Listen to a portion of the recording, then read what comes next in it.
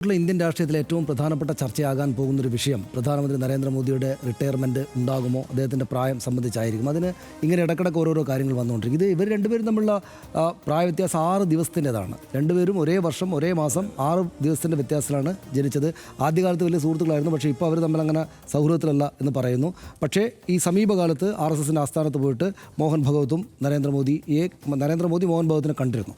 അപ്പോൾ ഇതിനകത്ത് RSSൻ്റെ നേതാക്കളൊന്നും വെറുതെ പറയുകയില്ല എന്നതാണ് ഇപ്പോൾ പല രാഷ്ട്രീയ നിരീക്ഷകരും ചൂണ്ടിക്കാണിക്കുന്ന ഒരു പ്രധാനപ്പെട്ട കാര്യം. അതായത് ഇത്തരം സന്ദർഭങ്ങളിൽ അവരുടെ പ്രധാനപ്പെട്ട നേതാക്കളുടെ ഒരു അവരുടെ ഓർമ്മ ദിവസം ഒരു കാര്യം പറയുന്നത് വ്യക്തിപരമായിട്ട് എന്തെങ്കിലും തമാശ പറയുന്നതല്ല എന്നാണ് ഇപ്പോൾ നീലാഞ്ജൻ മുഖാപാധ്യായൊക്കെ എഴുതിയിരിക്കുന്ന ലേഖനത്തിൽ, ഈ സംഭവത്തെക്കുറിച്ച് തന്നെ എഴുതിയിരിക്കുന്ന ലേഖനത്തിൽ പറയുന്നത്. അങ്ങനെ വെറുതെ കാര്യങ്ങൾ പറഞ്ഞു പോവുകയല്ല. ഇത് യഥാർത്ഥത്തിൽ അദ്ദേഹത്തിനുള്ള നരേന്ദ്രമോദിയോടുള്ള, അതായത് തൻ്റെ കാര്യമാണ് പറയുന്നത്. ഞാൻ ഇറങ്ങുകയാണ്, എന്നോട് ഇങ്ങനെ പറഞ്ഞിട്ടുണ്ട്, ഞാൻ ഇങ്ങനെ ആലോചിക്കുകയാണല്ലോ, ഇവിടെ അങ്ങനൊരു പതിവില്ലെങ്കിൽ പോലും ഞാൻ ഇറങ്ങുകയാണ് എന്ന് പറഞ്ഞാൽ ഇതിൻ്റെ അർത്ഥം അദ്ദേഹത്തോട് ഇറങ്ങാൻ വേണ്ടിയിട്ടാണെന്നാണ് ഇവരൊക്കെ സൂചിപ്പിക്കുന്നത്. പക്ഷേ അത് പെട്ടെന്ന് 75 വയസ്സാകുമ്പോൾ ഉടനെ നരേന്ദ്രമോദി അദ്ദേഹത്തിൻ്റെ കരിയർ അവസാനിപ്പിച്ച് തിരിച്ചു പോകും എന്നല്ല, മറിച്ച് അതൊരു പ്രോസസ്സ് തുടങ്ങിക്കഴിഞ്ഞു എന്ന് നമ്മളതിനെ കാണണമെന്നാണ് പറയുന്നത്. ഒരു പ്രോസസ്സ്, അതായത് നരേന്ദ്രമോദി അദ്ദേഹത്തിൻ്റെ അധികാരത്തിൽ താഴേക്ക് ഇറങ്ങുന്നതിൻ്റെ ഒരു പ്രോസസ്സ് തുടങ്ങിയിരിക്കുന്നു എന്ന് വേണം RSSൻ്റെ മോഹൻ ഭഗവത്തിൻ്റെ അദ്ദേഹം പറയുന്ന കാര്യത്തെ കാണേണ്ടത് എന്നാണ് അദ്ദേഹം ചൂണ്ടിക്കാണിക്കുന്നത്, രാഷ്ട്രീയ നിരീക്ഷകർ പറയുന്നത്. ഇപ്പം BS യെദ്യൂരപ്പ മാത്രമാണ് 75 വയസ്സിന് ശേഷം മുഖ്യമന്ത്രിയായി എന്ന് BJPക്കകത്ത് പറയാനുള്ള ഒരാൾ. ബാക്കി നേരത്തെ ഹർഷൻ പറഞ്ഞതുപോലെ മറ്റൊരുപാട് നേതാക്കളുണ്ട്. 75 വയസ്സെന്ന പ്രായപരിധി അവിടെയുണ്ട്.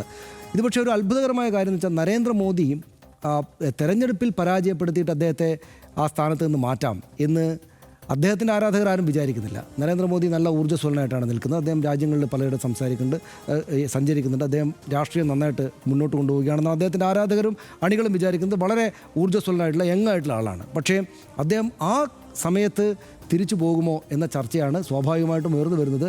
RSS അദ്ദേഹത്തോട് ഇറങ്ങൂ എന്ന് പറയുന്നതിൻ്റെ ഒരു പ്രോസസ്സിൻ്റെ തുടക്കമാണ് ഈ കാണുന്നത് എന്നിവർ ചൂണ്ടിക്കാണിക്കുന്നു. പക്ഷേ അദ്ദേഹം അത് ചെയ്യുമോ എന്നത് ഞാൻ വിചാരിക്കുന്നത് കുറച്ച് കാലത്തേക്ക് കൂടെയുള്ള ഒരു ചർച്ചയായിരിക്കുമെന്നാണ്. RSS BJP ഇവരുടെ ഒരു രാഷ്ട്രീയ സംഘടന രാഷ്ട്രീയ തത്വം എല്ലാവർക്കും അറിയാവുന്ന പോലെ തന്നെ വ്യക്തിയല്ല, സംഘടനയാണ് ഏറ്റവും പ്രധാനം എന്നതാണ്. എന്ന് മാത്രവുമല്ല, അവർ ദീർഘകാലത്തേക്കുള്ള പദ്ധതികളാണല്ലോ BJPക്കും RSSനും ഉള്ളത്.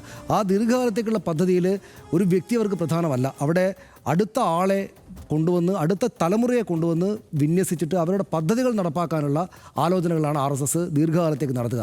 നമ്മളിപ്പോൾ കാണുന്ന 100 വർഷം മുമ്പ് ആലോചിച്ച കാര്യങ്ങളാണെങ്കിൽ ഇനി അടുത്ത 100 വർഷത്തേക്കോ 50 വർഷത്തേക്കുള്ള കാര്യങ്ങൾ അവർ ആലോചിക്കുമ്പോൾ വ്യക്തികളെ കണ്ടിട്ടല്ല അവർ കാര്യങ്ങളെ നിശ്ചയിക്കുക എന്നാണ് ഈ കാര്യങ്ങൾ ചൂണ്ടിക്കാണിക്കുന്ന ആളുകൾ പറയുന്നത്. അപ്പോൾ സ്വാഭാവികമായിട്ടും അടുത്ത ഒരു നേതൃത്വത്തെ കൊണ്ടുവന്ന് വെക്കാനുള്ള സമയമായിട്ടുണ്ട് എന്നുകൂടെ RSSൻ്റെ മെഷീനറി കാണുന്നുണ്ടാകും എന്ന് ഈ ആളുകൾ ചൂണ്ടിക്കാണിക്കുകയാണ്. നമുക്കത് വിശ്വസിക്കണമെന്നാണ് എനിക്ക് തോന്നുന്നത്.